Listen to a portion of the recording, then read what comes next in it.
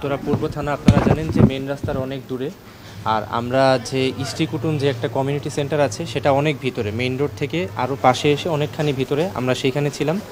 এবং আমি এবং মুগ্ধ পানি বিতরণ অবস্থায় ছিলাম। আপনারা যে ভিডিওটা দেখবেন সেখানে দেখতেই পাবেন যে আমার হাতেও পানির বোতল এবং মুগ্ধর হাতে পানির বোতল এবং প্যাকেট ছিল এবং বিস্কিট ছিল। ও আসলে আমাকে বলছিল যে আমরা এখান থেকেই পানি বিতরণ শুরু করি। আমরা পানি বিতরণ করছিলাম, তো সেখানে টিয়ার গ্যাস এবং যে কারণে আমরা কিছুটা মানে দুর্বল হয়ে সেখানে কিছুক্ষণ বসলাম এবং বসা অবস্থায়ও মুগ্ধ এবং আমি পানি দিচ্ছিলাম সবাইকে। তো হঠাৎ করেই দেখলাম যে অনেকেই দৌড়ে আসছে, আমরাও দেখলাম। দেখার সাথে সাথে আমি জাস্ট ওর পায়ের উপর হাত রেখে বললাম যে মুগ্ধ চল দৌড় দিই। মুগ্ধ আমাকে শেষবারের মতো বললো যে চল। আমরা তিনজন ছিলাম বসা। আমার মুগ্ধর খুলনা ইউনিভার্সিটির একটা বন্ধু এসেছিল, নাম জাকির, ও ছিল সবার প্রথমে, দ্বিতীয়ত ছিল মুগ্ধ এবং সবার শেষে ছিলাম আমি। জাকির সাথে সাথে উঠে যায় এবং দৌড় দেয়। কিছুক্ষণ পরেই আমিও দৌড় দিই। দৌড় দেওয়ার পর আমি 2 থেকে 3 কদম যাবার পর যেটা দেখতে পাই যে জাকির আমার সামনে আছে এবং সবাই দৌড়াচ্ছে, কিন্তু মুগ্ধ আমার সামনে আর নেই। তখন আমি ওই জায়গাতেই থেমে যাই এবং ঘুরে তাকিয়ে দেখতে পেলাম যেটা যে মুগ্ধর হাতে সেই পানির বোতল, বিস্কিটের ব্যাগ, সেই অবস্থাতেই মুগ্ধ মাটিতে পড়ে যাচ্ছে এবং আমার দিকে তাকিয়ে আছে। তখন দৌড়ে যাই, মুগ্ধকে তোলার চেষ্টা করি। তো সাথে 2-1 জন ছিল যারা সহযোগিতা করে। আমরা সাথে সাথেই হাসপাতালের, যেহেতু ক্রিসেন্ট হাসপাতাল সাথেই ছিল, সাথে সাথে আমরা ক্রিসেন্ট হাসপাতালে নিয়ে যাই। তারপর স্নিগ্ধকে জানাই এবং কিছুক্ষণ পর ডাক্তার যেটা আমাদেরকে জানালেন যে ওর কোনো পালস খুঁজে পাওয়া যাচ্ছে না এবং ডাক্তার মৃত হিসেবে ঘোষণা করলেন। এই ঘটনাটা কখন ছিল এবং আপনারা কখন গিয়েছিলেন?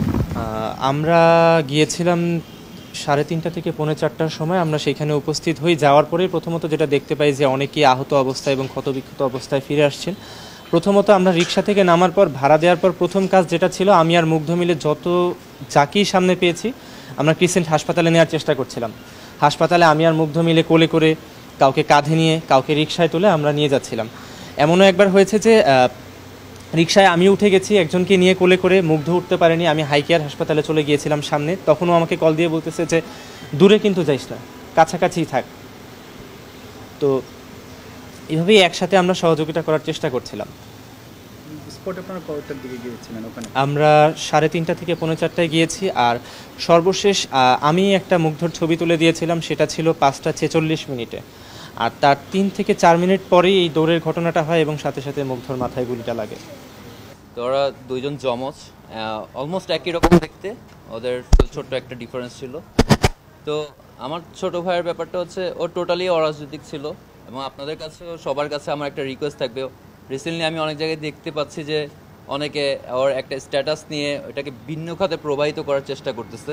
হ্যাঁ, আমার রিকোয়েস্ট, আমার পরিবারের পক্ষ থেকে একটা রিকোয়েস্ট, যাতে ওকে কোনো খাতে কোনো প্রবাহিত করা না হয়, কোনো ভিন্ন খাতে প্রবাহিত করা না হয়, সেটা আমাদের কাছে সবচেয়ে খারাপ লাগবে। এটাই আমার একটা মেইন রিকোয়েস্ট আমার ভাইয়ের প্রতি। আর ও খুলনা ভার্সিটি থেকে অনার্স শেষ করছিল ম্যাথমেটিক্সের উপরে, এবং অন্যান্য ভার্সিটিতে ওর চান্স ছিল, বাট খুলনা ভার্সিটি গিয়েছিল। খুলনা ভার্সিটি আপনারা হয়তো অনেকে জানেন, খুলনা ভার্সিটি নন পলিটিক্যাল একটা ইউনিভার্সিটি, যেটা খুব রেয়ার আমাদের দেশে আসলে। তো সেজন্য ওর এটা খুবই পছন্দ ছিল। সে ওখানে কনভেনার হিসেবে ছিল, যে ছাত্র এবং টিচারদের মাঝখানে যে সেতু বন্ধনটা, সেটার দায়িত্বটা ও পালন করতো সেখানে। তো ও এখানে বেশ পপুলার ফেস ছিল, সবার সাথে বেশ মিশুক ছেলে ছিল।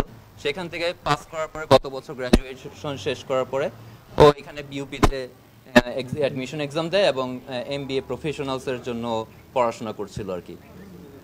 তো ও এর আগে স্কাউটিং এর সাথে, ওর 2 ভাই আসলে স্কাউটিং এর সাথে পুরোপুরি রিলেটেড। ছোটবেলা থেকে আমাদের বাবা পূর্ণ সমর্থন দিয়েছেন আমাদেরকে সবসময়, মানুষকে সহযোগিতা করার ব্যাপারে। স্কাউটের বিভিন্ন ক্যাম্পে যাওয়ার সময় দেখা গেছে আমার বাবা ওদেরকে টাকা দিয়ে দিয়েছে যে ক্যাম্পে যাও, শিখে আসো কিছু, এভাবে করে বড় করা আর কি।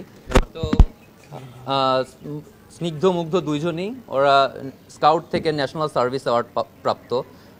আপনারা হয়তো বা জানেন যে বনানীতে আগুন লেগেছিল রিসেন্টলি, সেখানে ওরা হেল্প করতে গিয়েছিল, যার কারণে ওরা স্কাউট থেকে ন্যাশনাল সার্ভিস অ্যাওয়ার্ড প্রাপ্ত। এবং আপনারা সিসিটিভি ফুটেজ চেক করতে পারেন, সব কিছু চেক করতে পারেন। ইভেন ওইখানে একটা কারোর প্রতি ইট পর্যন্ত ছুঁড়ে নাই যেদিন গিয়েছিল। ও নিজের টাকা দিয়ে, ও টোটালি সেলফ এমপ্লয়েড, ও ফ্রিল্যান্সার ছিল। আমার ছোট ভাই ও ফ্রিল্যান্সার, স্নিগ্ধ। ওরা ওইখানে ডিজিটাল মানে ফ্রিল্যান্সিং এর জন্য ওরা বেশ কিছু অ্যাওয়ার্ডও পেয়েছে। তো টোটালি ওরা ফুললি সাপোর্ট দিয়ে, ও নিজের টাকা দিয়ে পানি এবং বিস্কুট কিনে ওইখানে সবাইকে সাহায্য করতেছে। যে মানুষ এখানে কষ্টের মধ্যে আছে, জাস্ট এইডিংয়ের হিসেবে সেখানে করতেছিল এবং তার মধ্যে হঠাৎ করে গুলি বিদ্ধ হয় এবং ইন্তেকাল করে। আপনারা দোয়া করেন, দোয়ায় একমাত্র কাম্য, যেটা ওর কাছে এখন যেতে পারবে। আমার একটা খুব মেমোরেবল স্মৃতি আছে, সেটা হলো যে ও একবার আইএসএসবি দিতে গেছিল এয়ারফোর্সে। টোটাল দুইবার দিয়েছে, দুইবারই রেড কার্ড খেয়েছে। একবার একদম শেষের দিন যে রেড কার্ড খেয়েছে।